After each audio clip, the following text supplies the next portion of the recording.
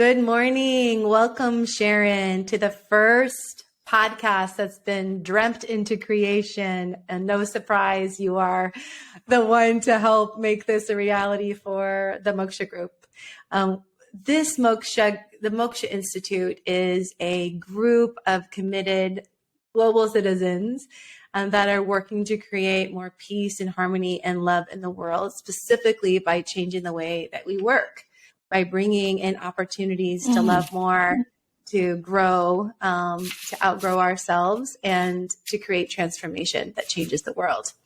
And we've been at this work now for about 11 years. And we've been dreaming up this podcast for quite a long time. And it's called Leading from the Heart. And the idea of this podcast is to share inspirational stories with inspirational people that courageously choose to love and live with their heart, both in business and in life. And the purpose, again, is just to hear these stories to help us awaken and learn some tools along the way, including things from neuroscience and the wisdom traditions that we can bring into our own heart and out into our world. And so today we welcome one of my favorite people in the whole wide world, Sharon Oxendine. She said yes, so I'm so grateful for that. She's a proud First Nations woman from the Lumbee tribe in North Carolina. She has studied, and I would say lived, the Native and Indigenous teachings for over 30 years. She recently created an amazing nonprofit for sacred land called Medicine Wheel Way in the Blue Ridge Mountains of West North Carolina, where she currently resides. And I've had the luck to be at that property, and it is sacred and beautiful. And she does amazing work for the community and world citizens there as well. Sharon is a sacred pipe carrier, and she works in her community to provide ceremonies celebrating life, transitions, and big and little transitions, and also helping us to move through grief, which allows on the other side of grief just such great joy and a big yes to the next thing. Sharon provides ceremonies and rituals. She does land blessing, rites of passage, soul retrievers, and she also works with communities and individuals and organizations providing support and fellowship for people in recovery, especially close to my heart. She has studied with many Indigenous teachers around the world, including the late Malidoma Some. Is that right, Sharon? Correct. That's correct. And he is from West Africa? Or he is West Africa. Where is he from again? He was from West Africa. I hope we could hear a little bit about that in the journey. Your study is there. And I hope so too. To his village. She studied with shamanic teachers as well. And she's been initiated into the Medicine Lodge of Jade Great, and she was named an elder by her community in 2009. So we are so honored, blessed. I don't know what I did to deserve your presence, but I am just so grateful to have you here to share. So thank you so much, Sharon. Oh, you're very welcome. It's an honor to me. And also knowing the work that you do, we have collaborated in the past, and our work is very much integrated and weaves into the same mission, I believe. So I'm really glad to be here. Thank you. Yes, thank you so much. So I just want to ask you just to start sharing a bit about your personal journey into what allows you to continuously lead from this heart-centered place and work in life. And then, how this heart type of leadership, this deep devotion of heart has translated into your work and any outcomes you want to share. So please, the field is yours to share. Okay, well, thank you. Well, I do believe that even as a young child, growing up, whenever we visited, Lumberton, North Carolina is my home. That's where my reservation is. It's in the southeastern part of North Carolina, one of the largest tribes in the southeast, not federally recognized, but state recognized at this point. But growing up in as a person in an Indigenous community, I got to see other people like me when I was younger. My grandparents were very much embedded in service and pretty much gatekeepers to the community. And, anything that happened, they were always there. Somebody, had a loss or somebody celebrating something. So it kind of was embedded in me early, and I loved that feeling of community, of being around each other, having fun, laughing, creating songs, doing silly things, but always being connected. And as I went on in life, I really continued to long for that type of connection. So when I was about 30 years old, I started off on a seeking path, and it brought me to Asheville. And just to be able to say that between those years and the last 30 years, traveling to Africa, experiencing a near-death experience, all of those things added up to a place where I feel very much like it is my life's work to give back to the community, to show people that there is a way we can still connect, especially in the Western world, where it's not quite the thing that people do all the time, but making time for that. And my work is to be able to allow people to have a place to come and do that, so that they see that they can still be in their world, but step into this world and be able to have some healing from this type of work. Yeah. Can you tell us a little bit for people who, are curious?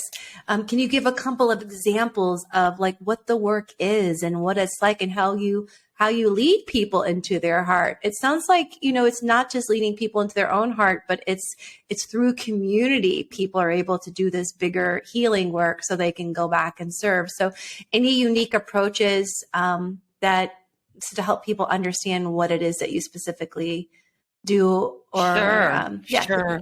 Picture. Yeah. So a lot of the ceremonies that I have learned and worked with, and I put some of my teachers here around me, their books anyway. This is The Healing Wisdom of Africa from Malidoma Somé.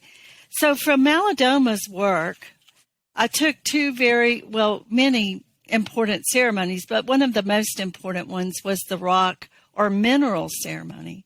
And this is a ceremony that allows people to come together and be able to look at what their purpose is, celebrate that in a community, look deeply into each other's eyes, and recognize who they are through a very practical, kind of very earthy ceremony.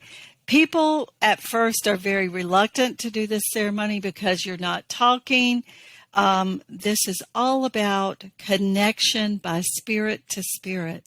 But it was what Malidoma called the ceremony that allows us to look into our bones, because we consider minerals or rocks to be the bones of Mother Earth.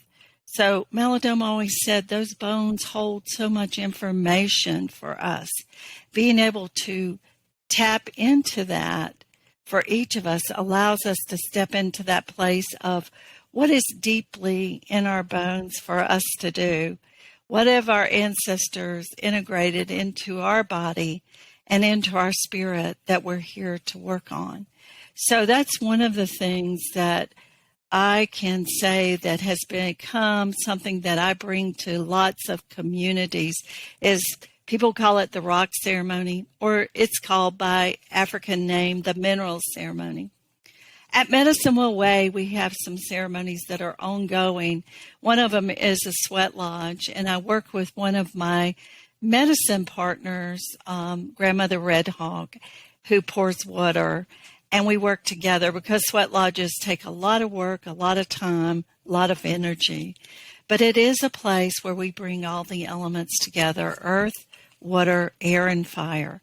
It is a place to us that is much like going to church, but it's a connection that's very deep and it's very intimate.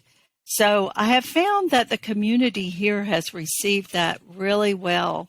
and is always asking us when we're going to have our next sweat lodge. During COVID, we had to shut down just like everybody else did, as ceremonies were not being done, and especially the sweat lodge wasn't being done.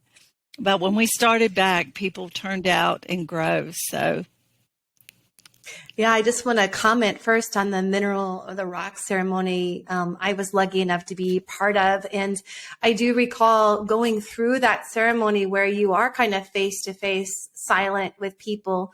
And I remember at one point in particularly, like when you get into that deep healing space by the space that you create and hold, I could literally see like other souls, like other people showing up through the eyes of this woman I did not know, my grandmother, my aunt, deep, almost like the ancestral line showing up for me, which, not knowing much about your work, that was quite overwhelming and beautiful experience to have. And so I just want to share it. It is quite transformational, and it deepens, as you hold. And that's what I think you're a great holder of space for transformation.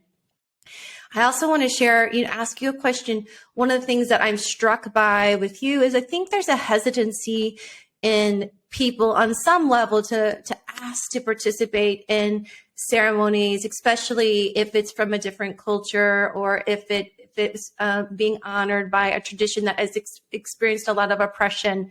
And so on some level, we have corporations doing things like doing ayahuasca or, mushrooms together in some of the extremes, medicine journeys. And at the same time, we're becoming aware of cultural appropriation, even permission to be participating. And I want to just have you speak around kind of how you are a master in some ways of just, you're so open to allowing people from different faiths to come and learn, whether they're with a team or a corporation or individual souls just coming up from different backgrounds. So anything you want to share around that, I would love the community to hear your response. That's a really good question, and I appreciate that you would ask it. I have to be really honest and vulnerable here.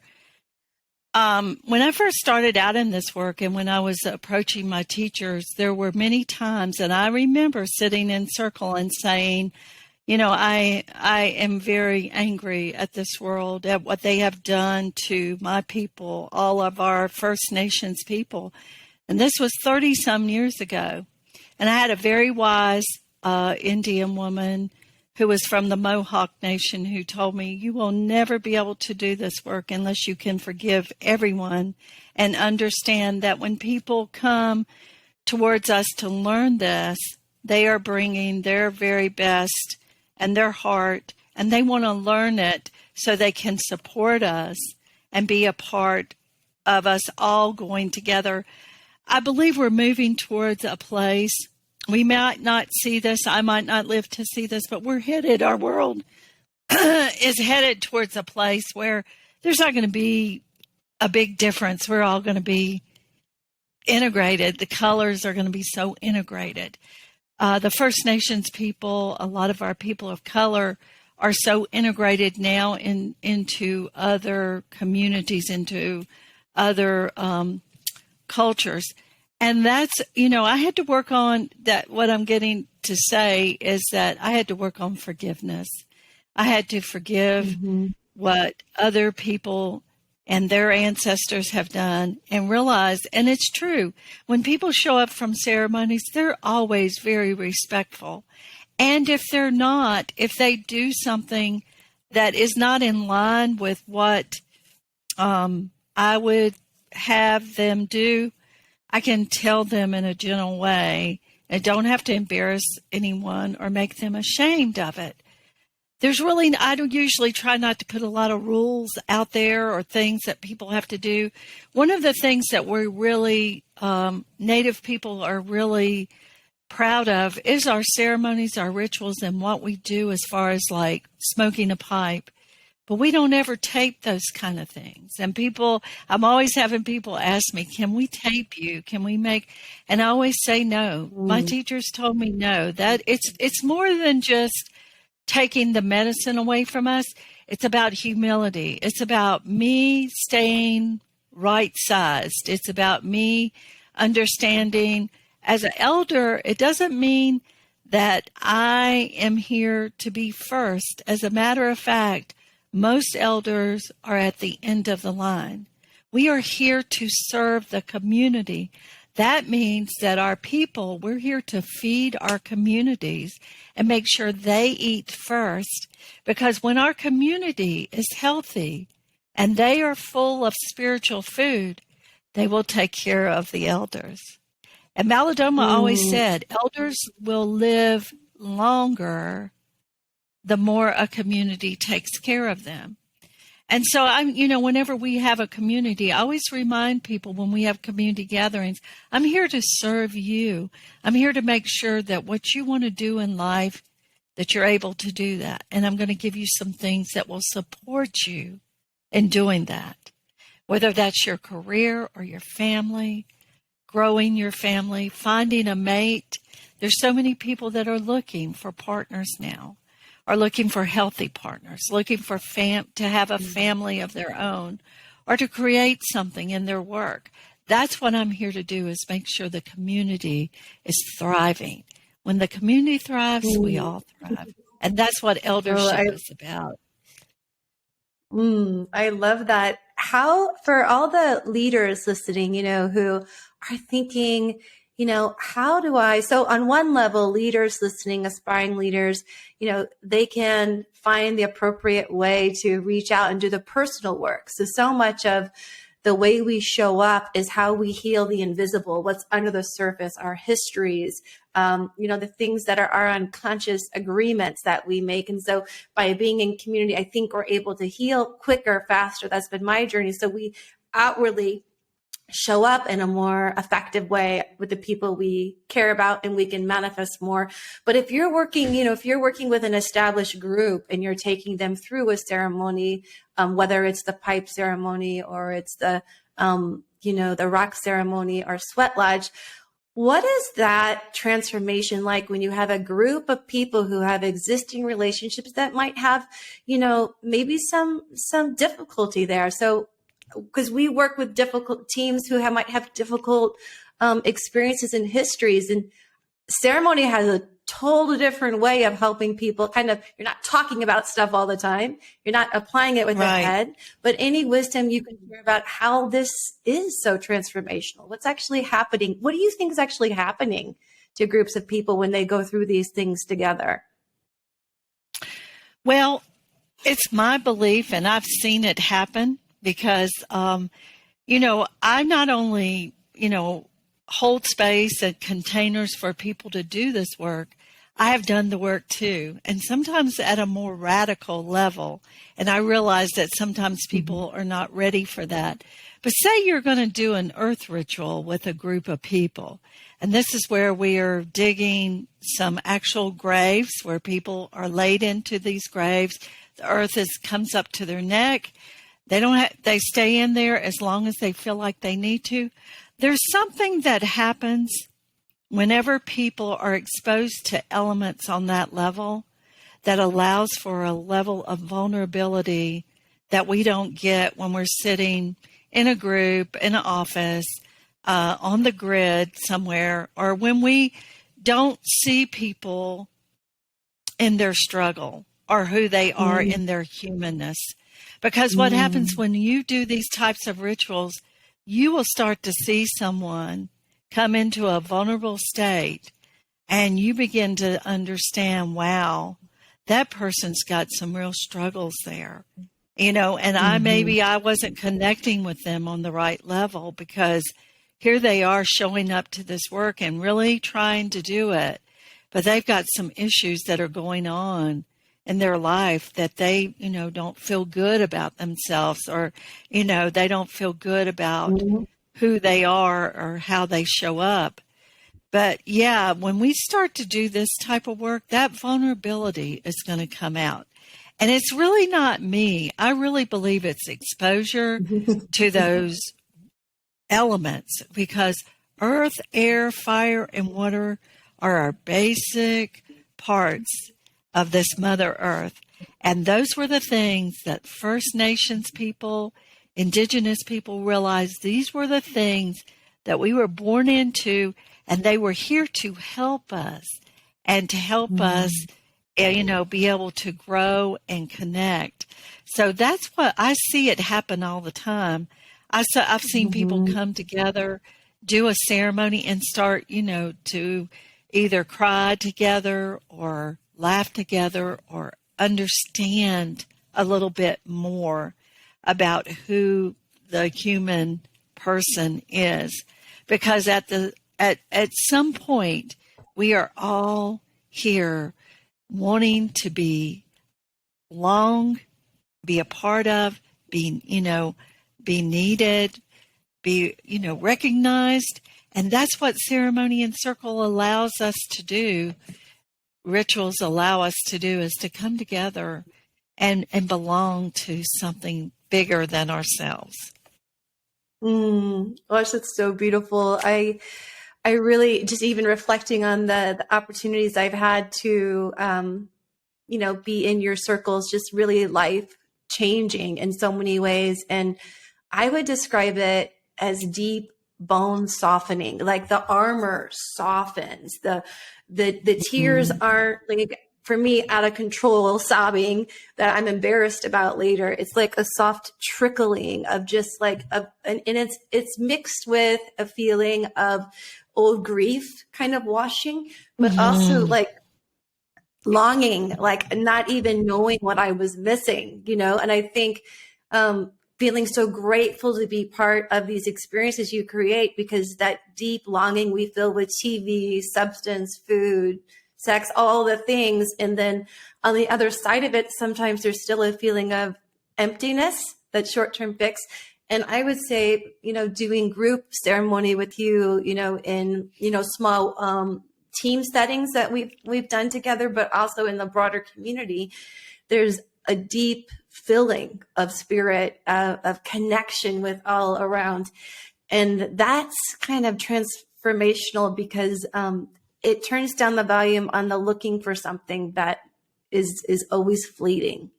So right. I just wanted to share that as what my experience has been. And I do think that, the amount of work, and my teachers would always say, you can only bring people as far along as you've done the work for. And that's because right. you've done such deep personal work, and you still are doing it, you can bring people who are pretty far along on their path, people who've been, doing meditation for 20 years, or other people who have their own healing path, and you can still bring them to that next level. It's been my experience. So right. I appreciate that yes. you're doing that for the world. Yes. What practical, so I hear on one of these, people can come and get off the grid to be in community, to do this personal work with intact groups, or just showing up as an individual. And also, what are some practical everyday things that, whether you're a parent, a church leader, but when you do have power over people, you're making decisions about healthcare, wages, whether people keep their jobs, how you lead, how your company interacts with the environment. You have even like more need, because you're a decision maker and influencer in some way, to keep that heart open, because your decisions have a big spreading effect. And so just any insight, tips around living in this modern world that people can, come back to their heart through any of the wisdom practices you have that are more day to day. Right. Yeah. And I always said, what I always called it is the urban medicine person's, personal path, a daily reprieve, if you would call it something like that. But being able to, for me, it always starts with, I think it's really good if you can find a way to step out on the earth every day. And that's what I do, is I step outside. I do some smudging with some sage. If that's not your practice, but at least stand on the earth and just, draw that breath in and be able to connect with the elements. The other thing, that I really believe helps is people having a personal altar. And on that altar, being able to even, I've had people start to set up ancestor altars, pictures of their ancestors or people they're connected to and their family lineage.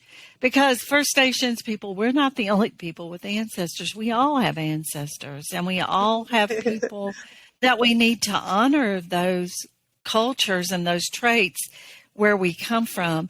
And on that altar, you might have some things that might be water, and they might be, specific things that mean something to you, so that you can connect with memories each day as you start out that are really good memories, or things, seashells from the sea or something.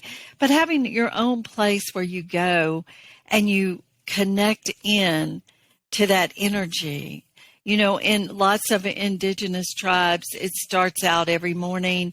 The Cherokee go to the river and they put themselves in the water and dunk themselves down 7 times for the 7 directions. I mean, there's all kinds of little simple things that we can do each day that connect us back to the earth or to the memories of our spirit and our ancestors, because that's what we want to take forth each day, is remembering that we're spirit. We're showing up here in a really good way. We're wanting to have a day where we, as a leader, we are leading and also finding a way to serve our communities. Mm-hmm. Thank you, Sharon. I always just feel like I'm getting stronger whenever you're speaking or even just show up. So I'm reflecting on one of the ceremonies I participated with you, and it was several times, but it was the pipe ceremony, which is my favorite. If you haven't had a chance to do a pipe ceremony with Sharon, I definitely suggest you connect with her, especially if you have an opportunity to go to her land to do this with her. It's transformational. But one thing that struck me that I actually see kind of get brought into schools or corporate America or even families, is this talking stick piece. Right. Neuroscience is teaching us that teams thrive, families thrive when there's equal airtime. People are given the opportunity to speak or not, but they're giving multiple opportunities to share, and ideally equal share time for all people, regardless of power, age. And I think in our culture, usually the leaders speak, and there's all these inherent rules: who speaks, who doesn't have permission to speak, and who listens, in families and in corporations. And so one of the cool things, amazing things, just witnessing how you use that talking stick to give everybody opportunity to regulate, co-regulate, to find their words. And you didn't just give them one chance, you gave them multiple chances. So anything you want to share about that practice and how to, maybe bring that in a bit more into our world? Right. Well, I do think it's really important when you have a group of people that people get a chance to share. This sometimes is not comfortable for everyone, and I understand that, but allowing people to come back and creating, as long as you can continue to create a safe container, people will begin to open up. There's been many folks that have come to things that we have led in the past, or I've led, and they didn't share anything. But as time went on, they were feeling like they were safe and they wanted to lead. I do think being able to create that container with safety. And as a leader, we have to show vulnerability. I recently did a grief ceremony where before we did the grief ceremony, I talked for about an hour about my losses. And I actually sobbed in front of 30 or more people that I did not know very well, and it didn't bother me in the least. I think some people were very surprised at that, and yet it also allowed them to see, wow, she's put herself in that vulnerable position, and so I can do that too. So it was really something that I didn't really pre-plan. I did plan to be vulnerable and share about some of my loss, some of my grief, and how I'd worked through some of that, and then allow them to participate in a ceremony and then come back and share with each other how that ceremony felt for them. Grief is something I do a lot of work around in this community, and I think it's something that we in the Western culture have a hard time with. You know, it's a hard thing. It's a hard space to be in, and when we're there, having a place that's safe is very important, I think. Mm-hmm. Well, there's so much to what you shared, but I want to just add to that vulnerability piece. I think that's the power of sharing vulnerability, and then also showing and modeling how you're still strong and resilient, and you're able to come back to that place of wholeness and then teach. And I know that's why myself and many people have like fallen in love with your heart and your spirit, is because you have had very hard things and you've worked to overcome them, and you're transparent and vulnerable. And we have courage to face our own challenges and shadows. And when I think about the corporate work that we do, underneath a lot of the challenges that I love also working with leaders who have a lot of unprocessed trauma or pain, whether they're, fiery tempered or they're quick to cut, and when we really get into the transformative parts of them, it is the unprocessed grief. It's the way that they shoved everything down, and it kind of comes out when they tip over. And so you're really providing this invitation and shared space for people, especially leaders, to say, it is okay to share, in this right setting, especially with support. That's one thing I've learned from you that I think could also help leaders is, I can remember, training alongside of you, and you just coming up to me and say, I got you. I got your back. I'm energetically just supporting you. You're not alone. Even though you might be the one speaking alone and teaching alone, you are so not alone. I got you. I'm with you. And I had never experienced that in my entire life until I got a chance to co-train with you. And so that's one thing I've carried forward, is like letting people know who are training that feel like they're alone and they're leading, that they're not, that you're there. And so I just wanted to share that as well. Right. And also being able to, I think you'll probably remember this incident, and it's something that I continue to use. Therapist, I used to do some work as a counselor or as a therapist in a group. One of the things they tell you to do is always to track people, pay attention to what people are doing, even if you don't say anything about it, but knowing where people are in the circle.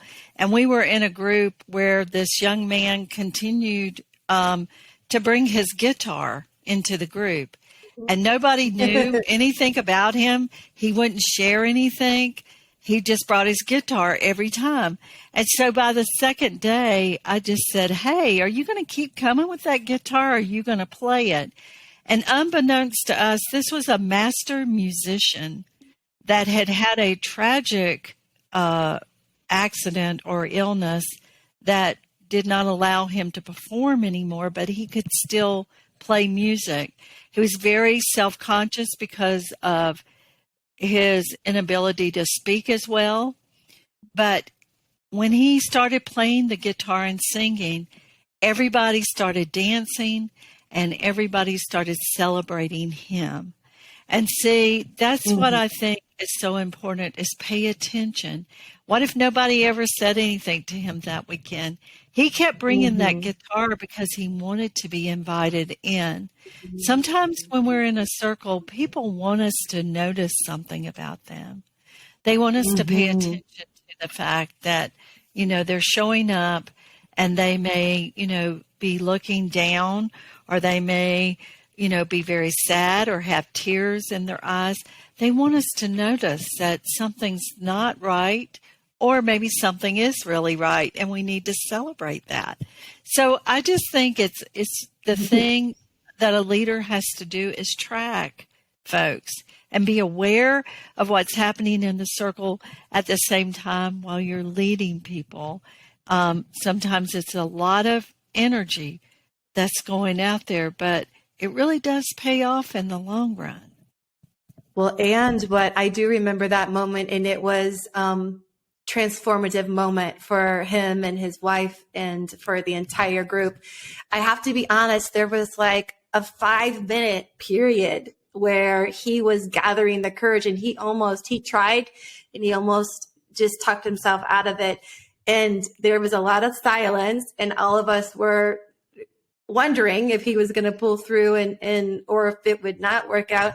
But you really kept the faith, and what you did is you gave space. And I think that's why, like, a lot of times as leaders, we can say, you got this, go for it. And then we give like a 20-second window before we're like, oh, they couldn't do it. We close the opportunity, and then we move on. And there's that freeze response. But you gave opportunity for the freeze response to kind of settle the group, to get coherence, to radiate him with positivity. And then he was able to kind of start, and then kill it. And just bring us all up, But I think that little window from invitation to his working through his own emotions to get there was something that comes from a leader who has a deep well, a deep well of stability that allows someone to ground to them. In Heart Math, we call it extending our coherence to them so that they can rise up to their occasion. So yeah, thank you for bringing that up. It's a beautiful example of how to change. I do think with leadership, it's real important to be able to know that you can sit in the silence and be okay. I used to work in men's prisons where, these men were already shut down. They didn't want to talk. They didn't want to, they just didn't want to share much of anything. But I used to tell them, okay, we're going to have group today, but we're going to sit in the circle. And if you don't feel like sharing, we're going to sit right here together. And we did, sometimes for 10 or 15 minutes. And it wasn't to try to push them into sharing. It was just, you've got the space here. It's safe. You don't have to do anything with it.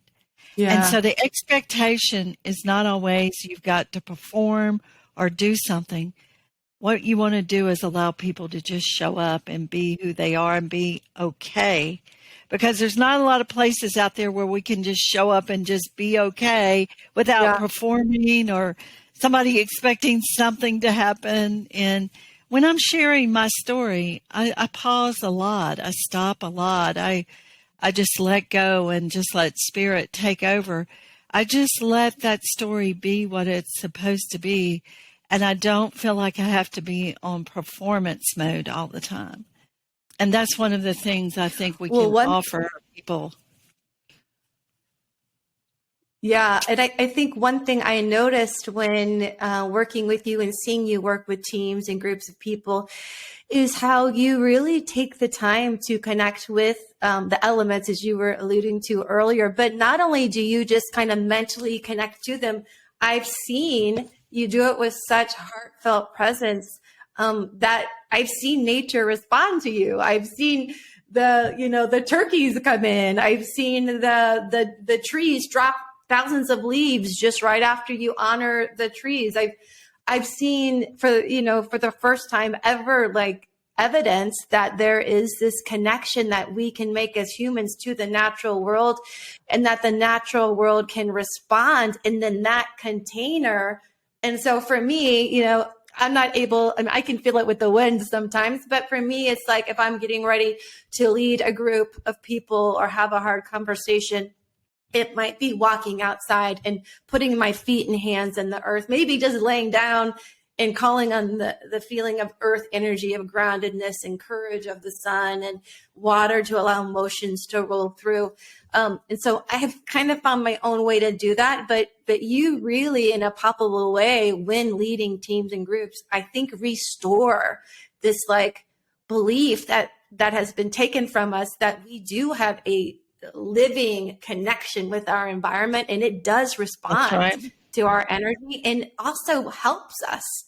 And I think that's a big thing for leaders, for every one of us, but for leaders in particular, to not feel so burdened and alone and trying to create like change change in the Right. world. So any comments or thoughts on your journey to get there? Did that always come so easy to you, or did that grow with practice and Mm. time? No, it has grown with time, practice, and age. And I think just realizing that people, when you're sitting in a circle, that space, the calmer that it can be, the more I can be in tune with the elements, and I can. Sometimes I think of myself as like a tree, and I'm just letting my roots go down, and I'm holding out the branches to embrace the circle and just let them grow the way they need to and do whatever it is that they need to do. I used to try to force so many things. I wanted things to happen. I was part of that same culture where, especially when I was working, the thing about it is it's always about data and it's about metrics. But if you can get to this place before that, you'll get your data and your metrics Mm-hmm. met. That's the Yeah, thing for about it. This is all the work you can do to make sure that people show up and give you all the best that they have. one of the areas. Thank you so much, Sharon. One of the areas that I know is near and dear to both of our hearts, and also connected us in that, like within minutes of meeting each other, was just our passion for recovery work. Is there anything, for anyone listening today that has family or friends or even themselves is in recovery or want to be in recovery, how this work that you do and that you're offering can help strengthen their recovery process? Yeah. When I say recovery, Well, recovery from addiction and addiction specifically. Yeah. right. And yes, I was drawn to this work after I had been in the 12-step program for just a couple of years. You know, my belief is that addiction is definitely of a spiritual matter. It's a spiritual disease. So the solution is a spiritual solution.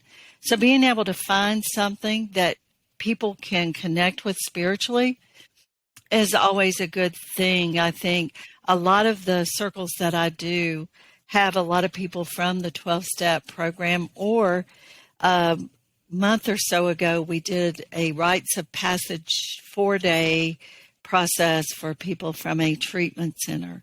And I think a lot of folks are starting to realize that those are things that allow people to get vulnerable quicker, make some connections easier, lay down some of the barriers and some of the challenges that they might have. So, yeah, I think there's a lot in this work that speaks to people who are struggling out there with addictions, and that are looking for a place where they can do this work and connect with other people.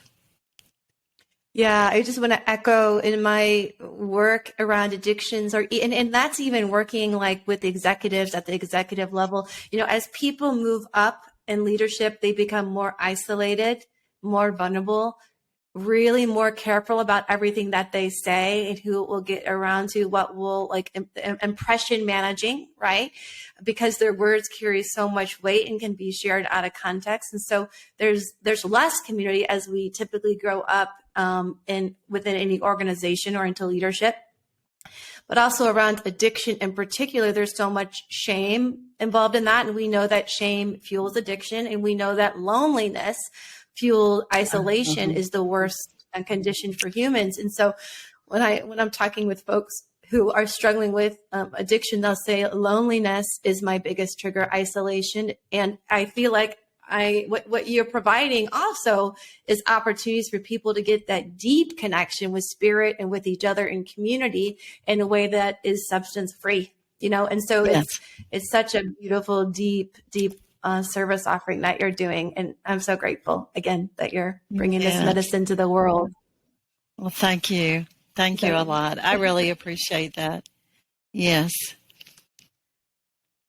So a couple more questions. I want to honor your time. I want to just ask if there's anything personal on your own personal journey that you feel like called to share. I know you had spent some time in Africa with your teacher. You mentioned kind of that near-death experience. Not sure if that's appropriate to go into on any level here, but just want to invite you if there's anything that you would like people to know about your journey and your life and your learnings. This would be an opportunity to share even more. Sure, that's great. Well, the thing about it is the learning goes on, for me anyway. So, I also like to go to other ceremonies and other rituals that people are holding so that I'm not always the one holding space. It feeds me up and fills me up. And yes, the, transition of a near-death experience back in 2009 has been a marker in time for me looking at my transcendence process and being able to step into this work and know how important it is for me. And it's become more and more important for me. This summer I've spent a lot of time not traveling far, but just from different communities doing things around grief ritual, doing that rock ceremony, sharing with other people, and then allowing people to share, part of their journeys and process with me. And so, I really am grateful for the fact that what this is allowing me to do is I'm continuing to grow. I have to. I know that as a spiritual leader or a leader of any type, you don't have to walk in integrity, but I have found for me that it is important for me to do the work that allows me to be that type of leader. I don't want folks to necessarily just follow me. I want them to find a place within themselves to follow. But if they are working with me, I want them to be able to step away and know that the work I provide comes from my spirit, which is offering integrity and purity in a clear, safe space. Yes. And I think everyone can feel that when, they even just get the blessing to gaze into your eyes for just a few moments. And one of, I think, the things that, and I'm not sure if it came from that moment where you had to forgive the great tragedies that happened towards you and your people, but you have also as a leader, a community leader, you are always forgiving. You're forgiving and you're inviting people into forgiveness, and you're giving people permission to be forgiven for their ancestor. I can remember in a big group session that I was part of, that you were leading, how many people cried around their own self-hatred, their own guilt that they were carrying. And not only did you gracefully just invite in forgiveness, but you gave permission for us all to forgive each other ongoing. And I think, in leaders, when I work with teams, people can hold grudges for 20 years and kind of thwart each other. And then their teams have struggles. And what ceremony, I found that being part of what ceremony does, it gets so deep. Like you said, the shared witnessing of vulnerability, but it's so deep that you don't have to work at it as hard. It's like a self-cleaning or washing in some way. So anything you can share about forgiveness and your experience, because that is the one word that I said emanates out of you pretty consistently. Yeah, it's folks. So funny. This past month, a lot of forgiveness has been talked about in the circles I've been in. And, it's not easy. I mean, I'm like anyone else. I can get to a place and get angry at something and hold on to a grudge or get mad. But also you realize that what you do is you cut off the sunlight of the spirit when you do those types of things to yourself. And when that sunlight of the spirit is cut off, then you don't get to grow as much. You don't get to feel as much. You don't get to have that joy. So it's really important to be able to constantly, I guess what I do is have some accountability partners where I'm talking to people about these things, where I can be myself when I'm not in public, and talk about things that I or people or issues that I have where I'm not in forgiveness. And so that I can work Mm-hmm. through that process. I do this type of work on a daily basis. So that's one of the ways that, yeah, it's really easy to, keep it going. But you got to find, even when I was working, I still work in business, but when I was working as a director of a lot of nonprofits, the thing I found that was really good for me was to have some business coaches or mentors, places where we feel like as leaders that we can go and talk about things and share about things in a way, and have somebody to keep that confidential as we work through our own process. Yeah, that confidentiality piece, I think, is so important, in the non-judgment, the Yes. non-judgment that people are in, like you said, in process, working towards something. They're just not quite there yet.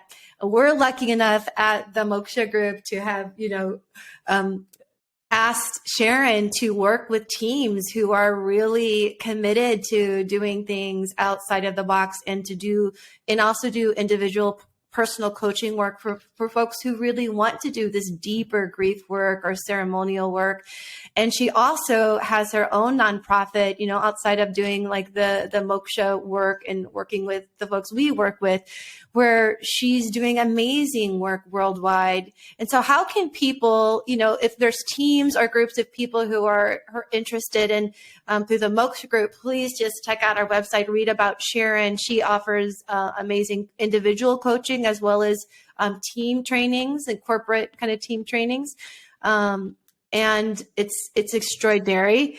And she's also doing work with her nonprofit. Can you tell us a little bit about your sacred nonprofit and how people can make a donation or support your work, or just get involved and get connected to you? Because I have people reach out to me and say, how do I connect to her? And Yes. so, Well, thank you. yeah, to I that. really appreciate that. That's really wonderful. Yeah, Medicine Wheel Way is 8 acres of land that is here in the mountains of Western North Carolina.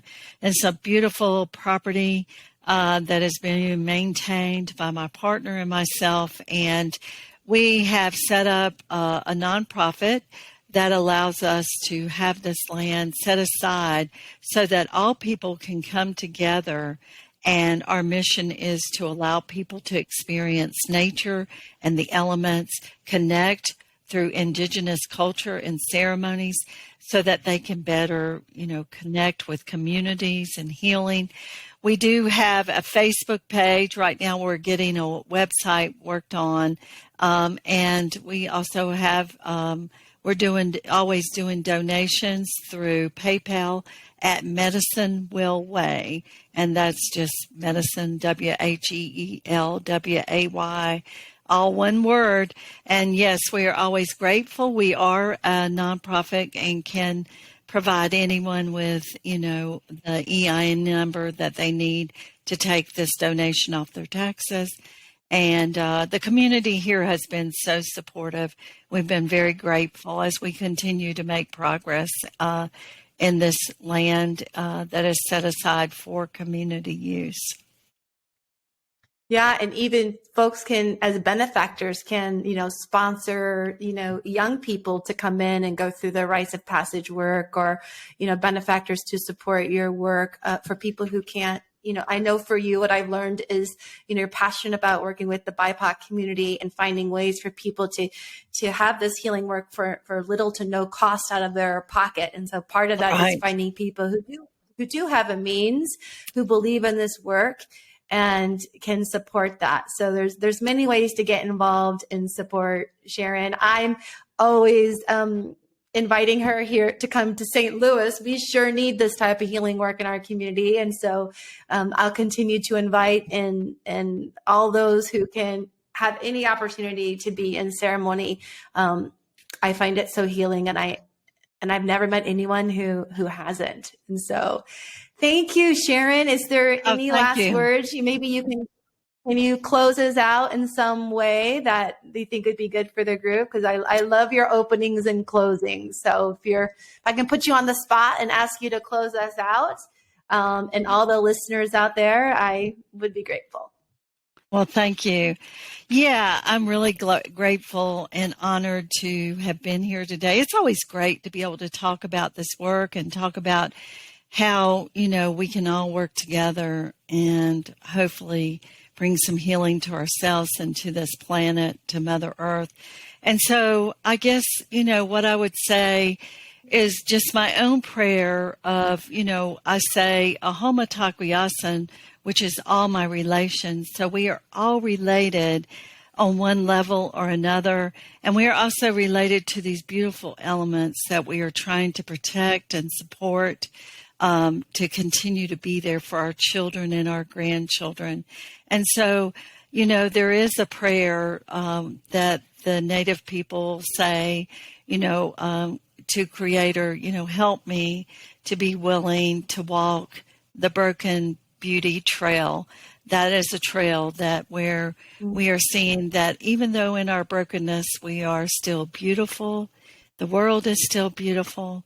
We have so much hope in our hopelessness, and that we learn that our biggest enemy is not other people, but ourselves. And if we do that work on ourselves, then we'll find out that we have no enemy. So thank you again, Sheila and the Moksha Group, for having me here today.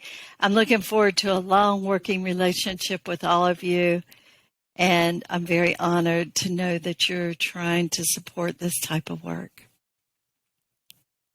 Much love, sending my heart love to you. And until to see each other in the flesh, lots of love. Yes. And many blessings to you. Thank you so much. Okay. Bye. Bye-bye.